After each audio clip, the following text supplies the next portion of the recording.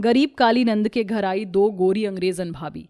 मोहिनी देवी के बेटों ने अपने पसंद की अंग्रेजन लड़कियों से शादी की थी। इसी बात को ध्यान में रखकर मोहिनी देवी की बेटी शेफाली भी कबीर नाम के लड़के से प्यार कर बैठती है, जो कि रंग रूप से काली थी। एक दिन शेफाली कबीर से मिलने सीसीडी जाती है, जहां उसकी दोनों अंग्रेजन भाभी मिली और क्रिस्टी उसे देख लेती है। ओह माय गॉड, मिली जेठानी जी, जरा देखिए तो, ये हमारी दीदी है शेफाली। You're right, but ये तो किसी लड़के के साथ है। मुझे तो वो लड़का दिखने में बिल्कुल भी ठीक नहीं लग रहा है। Yeah, right. अंग्रेजन भाभी मेन्यू कार्ड से अपनी शक्ल छुपाकर काली नंद शेफाली पर नजर रखे हुए थी, जहां कबीर ने उसका हाथ पकड़ा हुआ था। शेफाली, हाँ मैं जानता हूँ कि मैं कोई अच्छी खासी नौकरी नहीं करता, पर मैं तुमसे बहुत प्यार करता हूँ और शादी के बाद तुम्हारा बहुत ख्याल रखूंगा। मुझे तो यकीन नहीं होता कि तुम मेरे ढले हुए रंग रूप को स्वीकार करने के बाद भी मुझे इतना प्यार कर सकते हो। शेफाली, दुनिया में रंग रूप ही मायने नहीं रखता, इंसान का दिल भी मायने रखता है। और तुम एक बहुत अच्छी इंसान हो और मुझे यकीन है तुम्हारे घर वाले हमारी लव मैरिज के लिए मान जाएंगे। पर माँ नहीं मानेंगी, लेकिन मैं भी अपनी जिद पूरी करवा कर मानूंगी। आखिरकार मेरे दोनों भाइयों ने बाहर की अंग्रेजन भाभी से जो शादी की है। चलो, शाम के 7 बज गए, मुझे घर भी पहुंचना है। ठीक है। जब शेफाली घर के लिए निकल जाती है, तभी कबीर बीड़ी पीता हुआ जाता है, जो कि दोनों अंग्रेजन भाभी देख लेती हैं और घर जाकर शेफाली से कहती हैं, शेफाली दीदी, हमें आपसे बात करनी है। वो लड़का कौन था जिसने आपका हाथ पकड़ा हुआ था, और वो तो स्मोक भी करता है।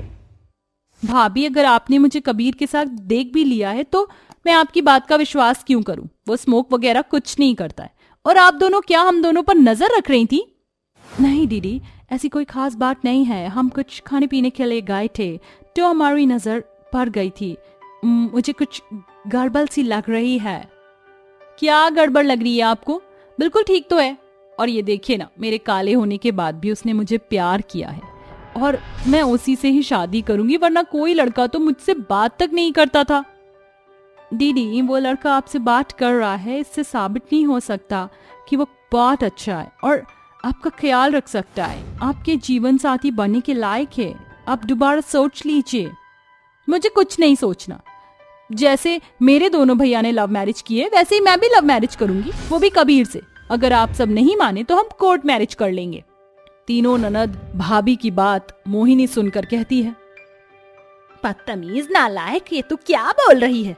मतलब अब ये भी लव मैरिज करेगी? अरे बिरादरी में मेरी नाक कटवानी है क्या? तेरे दोनों भाई तो अंग्रेजन उठा कर ले आए, अब तू किस कबाड़ी को लेकर आएगी? माँ, जुबान संभाल के, आप उसे कबाड़ी नहीं कह सकती हैं। और क्या बोलूं, उस कबाड़ी को साइकिल पर अखबार बेच रहा था कल, तो उसी से इश्क लड़ा रही है ना तू। माँ, शांत हो जाइए दीदी, हमें उस लड़के से कोई आपत्ति नहीं है। आप सब कुछ जांच पड़ताल कर लीजिए, सब कुछ जान लीजिए उसके बारे में, क्योंकि ये आपकी पूरी जिंदगी का सवाल है। बिल्कुल सही कह रही है क्रिस्टल बहू। माँ जी, क्रिस्टल नहीं, क्रिस्टी नाम है मेरा। हाँ हाँ, वही वही।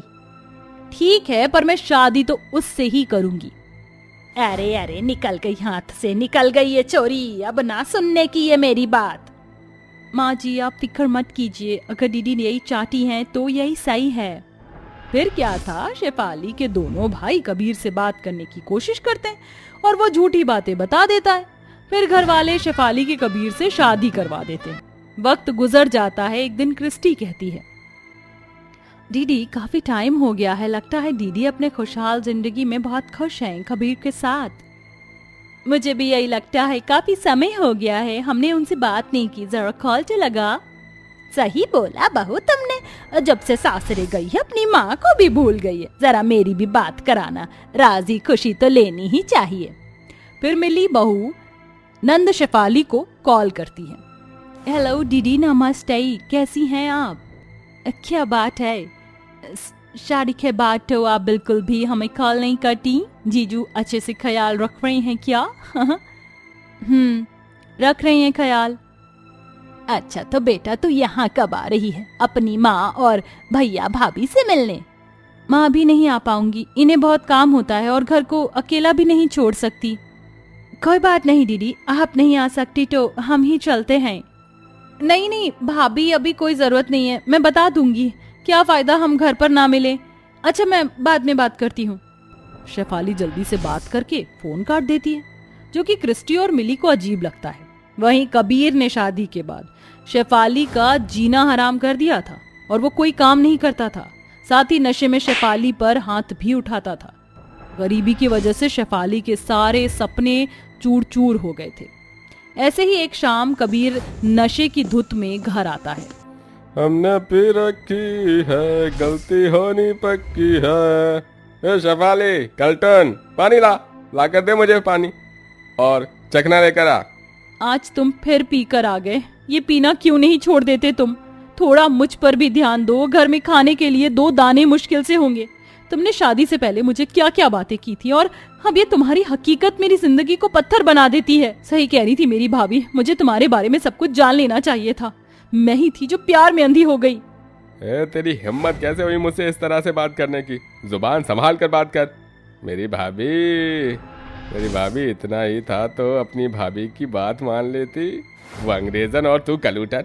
अरे मैं पछता रहा हूँ तेरी जैसी काली लड़की से शादी करके। अच्छा, अब मैं तुम्हें काली लग रही हूँ?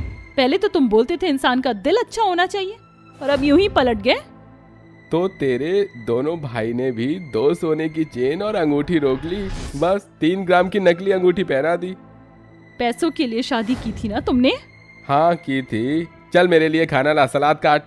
शेफाली उसका काम करने से इनकार कर देती है, जिस वजह से कबीर उस पर हाथ उठा देता है। अगले दिन दोनों अंग्रेजन भाभी एक दुकान से मिठाई और बहुत सारे गिफ्ट लेकर कार में बैठकर कहती हैं, बाय द वे क्रिस्टी, हमने ज्यादा सामान तो नहीं ले लिया। मिठाई, चॉकलेट्स और दीदी के लिए नई साड़ी और कबीर के लिए एक पैंट शर्ट रख लिया है। उसके लिए नहीं लेना चाहिए था, मुझे तो वो बिल्कुल भी अच्छा नहीं लगता है, पर पहली बार दीदी के घर जा रहे, इतना सामान तो लेना बनता है। हाँ, ड्राइवर आगे से लेफ्ट लेना, मीर कॉलोनी आगे ही है। दोनों भाभी जैसे ही अपनी नंद के घर पहुंचती हैं तो देखती हैं कबीर उस पर हाथ उठा रहा है। दोनों जाकर उसे तुरंत रोकती हैं। ये सब क्या हो रहा है? हो दीदी, आपकी ये हालत बना दी है इस जाहिल ने। तुम्हारी हिम्मत कैसे हुई? जैसे होती है। भगवान के खातिर अब तो तुम चुप हो जाओ। भाभीियों के सामने भी ऊंची आवाज कर रखी है। जरूर तूने इन्हें यहाँ बुलाया होगा। हम तो समझे थे आप यहाँ पर खुश हो शेफाली दीदी, पर इतनी गरीबी, हमें सब कुछ बताइए। तभी शादी के बाद हुए सारे अत्याचार और बातों को शेफाली अपनी भाभी को बता देती है। क्या बात है, तुम तो शेफाली दीदी से बहुत प्यार करते थे, फिर उनको इतना दुख क्यों दिया? दीदी, अब आप हमारे साथ चलिए, इस इंसान के साथ आप और नहीं रहेंगी। जब तक ये कमाने लायक नहीं हो जाता तब तक तो नो, वरना डिवोर्स के लिए रेडी रहना। नहीं भाभी, मुझे माफ कर दीजिए। मुझे अपनी गलतियों का एहसास है। मैंने अपनी पत्नी के साथ बहुत गलत किया। बहुत प्यार और विश्वास के साथ आप लोगों से उसका हाथ मांगा था, उससे शादी की थी, लेकिन मैं निभा नहीं पाया। गरीबी और तंगी के चक्कर में मैं अपने काम पर और ध्यान नहीं दे पाया। मैंने नौकरी का ट्राई किया, कहीं लगी ही नहीं। मैं बात करती हूँ उनसे। चलिए दीदी आप। हाँ भाभी, और उससे पहले मुझे माफ कर दीजिए। आप दोनों ने मुझे इतना समझाया, इतना जांच पड़ताल करने के लिए कहा, लेकिन मैंने आपकी बात नहीं मानी। आज मुझे अपने किए का सबक बखूबी मिल गया है। दीदी, जो हो गया सो हो गया, हर कोई आपके भैया जैसा नहीं होता ना। फिर दोनों अंग्रेजन भाभी अपनी नंद को घर ले जाते हैं, उसका ख्याल रखते हैं। वहीं दोनों अंग्रेजन के पति कबीर से गुस्सा हो जाते हैं, लेकिन फिर उसकी अच्छी जगह नौकरी लगवा देते हैं, जहां कुछ महीने अच्छे से काम करने के बाद कबीर अपनी पत्नी को अपने घर ले जाता है और सब खुशी खुशी रहने लगते हैं। अर्पिता बहू, खाना बन गया क्या? तेरे ससुर जी और अजीत के काम पर जाने का समय हो गया है। माँ जी, दाल चावल तो बन गया है, बस चूल्हे पर सब्जी चढ़ा रखी है। कोई बात नहीं बहू, दाल भात और एक आधा अचार दे दे। समय से काम पर जाना है। मालिक ने नई जगह का ठेका लिया है, अगर जरा भी देर से गए तो आधे दिन की दिहाड़ी काट लेगा। अर्पिता जल्दी से अपने ससुर और पति को खाना परोसती है। खाना खाकर वो दोनों काम पर चले जाते हैं। तभी गोमती गंदे कपड़ों को धोने के लिए इकट्ठा करती है। माँ जी, ये आप क्या कर रही हैं?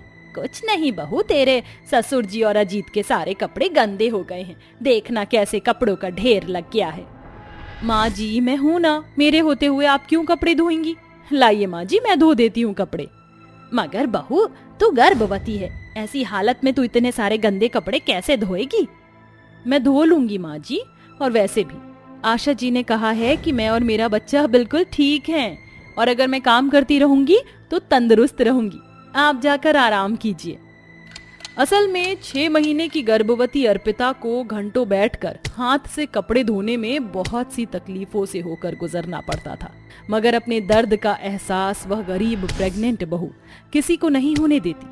अर्पिता चिलचिलाती धूप भरी गर्मी में आंगन में बैठकर बैट से गंदे कपड़े धोने लगती है, जिससे उसके हाथ लाल हो जाते हैं। फिर भी वह बार बार उठकर हैंडपंप चलाकर पसीने से भीगी हुई बाल्टी भरती है। हे भगवान, अभी तो बस आधे कपड़े ही धुले हैं, मगर मैं पूरी तरह से थक गई हूँ। अब ये बचे हुए कपड़े धोने का बिल्कुल भी मन नहीं कर रहा है, मगर बाद में भी धोना मुझे ही है। एक काम करती हूँ, धीरे धीरे धो लेती हूँ। ये कहकर अर्पिता बचे हुए गंदे कपड़ों को हाथ से मलते हुए धीरे धीरे धोने लगती है। वहीं धूप और ज्यादा तेज हो जाती है। चलो, कपड़े तो धुल गए, अब इन्हें जल्दी से खंगाल लेती हूँ। प्रेग्नेंट अर्पिता जैसे ही कपड़े खंगालने के लिए उठती है, तभी उसका पैर फिसलने वाला होता है कि शारदा वहां आकर उसे संभाल लेती है। अरे अर्पिता बहू, संभाल कर, अभी अगर गिर जाती तो। अरे गोमती कहाँ है? इतने में घर के अंदर से गोमती और उसकी बेटी नीतू बाहर आती है। अर्पिता भाभी, आप ठीक तो हैं? अरे क्या हुआ बहू, तू ठीक है? हाँ माँ जी, मैं ठीक हूँ। अरे क्या खाक ठीक है गोमती, कैसी सास है तू? अरे प्रेग्नेंट बहू को इतने सारे गंदे कपड़े की ढेरी धोने के लिए देकर धूप में इसकी जान ले रही है। एक वॉशिंग मशीन खरीद क्यों नहीं लेती? अरे क्या जिंदगी भर ऐसे अठन्नी चवन्नी के पीछे सर खपाती रहेगी? बेचारी बहू को धोबिन बनाकर रख दिया है। बस कीजिए शारदा आंटी, भगवान के लिए सासू माँ को मत सुनाइए। हाँ शारदा आंटी, आपको कोई हक नहीं मेरी माँ को कुछ कहने का। अरे मैं तो तेरी भाभी की ही भलाई के लिए बोल रही हूँ। अरे अगर तुम्हारे पास पैसे नहीं है तो जैसे तैसे किस्त पर ही करके एक वॉशिंग मशीन खरीद लाओ। एक गरीब के लिए वॉशिंग मशीन जैसी महंगी चीज खरीदना इतना भी आसान नहीं है शारदा। कहना बड़ा आसान होता है, मगर कोई किसी के घर के हालात नहीं जानता कि कैसे उनके घर का चूल्हा जल रहा है और किस तरह से वो 2 वक्त की रोटी खा रहे हैं। ये कहते कहते गरीब गोमती की भराई आंखें छलछला जाती हैं। अच्छा ठीक है, ये ले मिठाई खा। मैंने अपने घर के लिए 65 इंच की बड़ी वाली LED टीवी ली है। मेरे घर में fridge, AC, cooler, washing machine सब कुछ तो था, बस एक मॉडर्न टीवी नहीं था, इसलिए मैंने अपने पुराने डब्बा टीवी को बदल कर नया ले लिया। बहुत बहुत बधाई हो शारदा तुझे। बड़ी LED टीवी लेने की आड़ में बातों ही बातों में शारदा गोमती के घर की गरीबी से भरे हालातों का मजाक बनाती है। ऐसे ही दिन बीतते हैं। अर्पिता ऐसे ही हर रोज हाथ से कपड़े धोती है। फिर एक दिन, माँ देखो ना मेरी स्कूल की वर्दी कितनी गंदी हो गई है, इसे धो दो ना। ठीक है बंटी, बेटा अभी धो देती हूँ।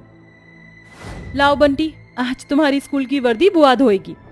नीतू बंटी के स्कूल की वर्दी धो देती है और थक कर कहती है, उफ, आई माँ, मैं तो बंटी की स्कूल की वर्दी धोने में ही थक गई।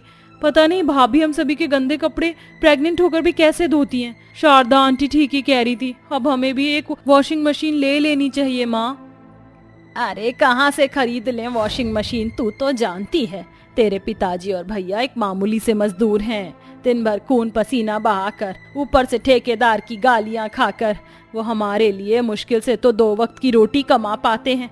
ऐसे में हम गरीबों के घर वॉशिंग मशीन कैसे आएगा? उसी रात सभी एक साथ खाना खाने बैठते हैं। अर्पिता, जरा मेरी ये गंदे कपड़े धोकर सुखा देना, कल सुबह यही पहनना है। बाकी की शर्ट फट गई हैं, बस यही बची है। जी अच्छा, धो दूंगी। बहू अब अजीत के कपड़े धोगी तो लगे हाथ जरा मेरा ये गमछा और कुर्ता पजामा धो देना, मिट्टी में सन गया है। दिन भर घर के काम करके थकी हारी बेचारी अर्पिता कपड़े धोकर सुखा देती है, मगर सुबह अजीत अपने शर्ट की कॉलर में गंदगी लगी देखकर गुस्से में कहता है, अर्पिता, अर्पिता, ये कैसे कपड़े धोए हैं? तुमने हाथों में जान नहीं थी क्या, या फिर अंधी हो गई थी जो तुमने ठीक से कपड़े भी साफ नहीं धुले? मैं पूछता हूँ सारा दिन तुम घर में करती क्या हो आराम करने के सिवा? अपने पति को इस तरह से सुनाता देखकर गरीबी से झुंझलाकर प्रेग्नेंट अर्पिता से भी रहा नहीं जाता और वो भी रोते हुए बोलती है, अजीत जी, मैं भी इंसान हूँ। मेरे हाथ कोई वॉशिंग मशीन नहीं है जो कपड़े एकदम चमक जाएं। 7-8 महीने की प्रेग्नेंट होकर भी मैं सारा दिन घर में काम करती रहती हूँ ताकि इस गरीबी में हमारे घर में थोड़ी तो खुशियां बनी रहे। आप एक औरत होते तो समझते कि प्रेग्नेंट होना, एक बच्चे को 9 महीने अपनी कोख में रखकर इतना सब करना कितना मुश्किल होता है। बिना वॉशिंग मशीन के मैं गर्भवती होकर पूरे घर के गंदे कपड़े कैसे धोती हूँ और मुझ पर क्या बीतती है ये बस मैं जानती हूँ। अजीत के साथ बेचारी प्रेग्नेंट अर्पिता की तकलीफ उसके ससुराल वालों को भी समझ आती है, जिसके बाद श्रवण और अजीत घर में वॉशिंग मशीन लाने के लिए डबल दिहाड़ी करते हैं। वहीं अर्पिता की सास गोमती भी एक फैक्ट्री से शर्ट के धागे काटने का काम घर ले आती है। अरे माँ, ये क्या है, इतने सारे शर्ट? हाँ नीतू, आज से हम घर पर ही शर्ट के धागे काटेंगे। वैसे भी सारा दिन खाली बैठकर हम करते ही क्या है, इससे जो भी 4 पैसे आएंगे तो हम वॉशिंग मशीन जल्दी खरीद सकेंगे। माँ जी, मेरा भी सारा काम आधे दिन में खत्म हो जाता है, उसके बाद मैं भी आपकी मदद कराऊंगी। इस तरह से गरीब बहू अर्पिता और उसका पूरा ससुराल कड़ी मेहनत करके पैसे जोड़ने लगता है। वहीं प्रेग्नेंट होकर भी अर्पिता सुबह उठकर घर के सारे काम खत्म कर लेती है और फिर रात तक अपनी सास ननद के साथ गरीबी में आंखें गड़ाकर 1-1 रुपए के लिए शर्ट के धागे काटती है। वहीं अजीत और श्रवण भी सारा दिन धूप भरी गर्मी में सीमेंट ईंट ढोते और कुछ खर्चे भी कम कर देते हैं, जिससे 1.5 से 2 महीने में उनके पास नई वॉशिंग मशीन खरीदने के पैसे जमा हो जाते हैं। बहू, नीतू बेटी, हमने जो शर्ट के धागे काटे थे ना, उसके हिसाब से 7,000 रुपए मिले हैं। अजी ये लीजिए, ये पैसे हमने वॉशिंग मशीन खरीदने के लिए जोड़े हैं। ले लीजिए, अब जल्दी से जाकर वॉशिंग मशीन खरीद लाइए। पैसे लेकर श्रवण और अजीत दुकान पर आकर एक वॉशिंग मशीन खरीद कर घर ले आते हैं। अरे वाह भैया, पिताजी, ये वॉशिंग मशीन का कलर तो बड़ा ही सुंदर है। अजीत की माँ, जल्दी से इस वॉशिंग मशीन की आरती तो उतारो। पहली बार हम गरीबों के घर में एक नई चीज आई है। इस वॉशिंग मशीन की आरती उतारने का असली हक अर्पिता बहू को है, क्योंकि गर्भवती होकर भी वो हर रोज हम सभी के गंदे कपड़े धोती रही और तकलीफ झेलती रही। ये लो बहू, आरती की थाली। अपने ससुराल वालों से इतना मान मिलते देखकर प्रेग्नेंट बहू की आंखों में खुशी के आंसू भर आते हैं और फिर वॉशिंग मशीन की आरती तिलक करके सभी उस पर फूल डालकर स्वागत करते हुए वॉशिंग मशीन को घर के अंदर लाते हैं। अरे, वॉशिंग मशीन घर में तो आ गई, मगर ये चलती कैसे है? बहुत आसान है बाबूजी, ये देखिए, इस वॉशिंग मशीन के ऊपर बहुत सारे बटन बने हुए हैं। ये जो वॉश बटन है, इसे दबाने पर कपड़े धुलते हैं और ये ड्रायर वाला बटन जो है, इससे कपड़े लगभग मशीन में ही सूख जाते हैं। मैं करके दिखाती हूँ। ये कहकर बहू सारे गंदे कपड़ों का ढेर वॉशिंग मशीन में डालकर उसमें सर्फ और पानी डालकर बटन दबाती है, जिससे मशीन घूमने लगती है और कुछ मिनट में सारे गंदे कपड़े एकदम साफ चकाचक हो जाते हैं, जिससे सभी के चेहरे खुशी से खिल उठते हैं। इस तरह से अर्पिता के गरीब ससुराल में भी वॉशिंग मशीन आ जाती है।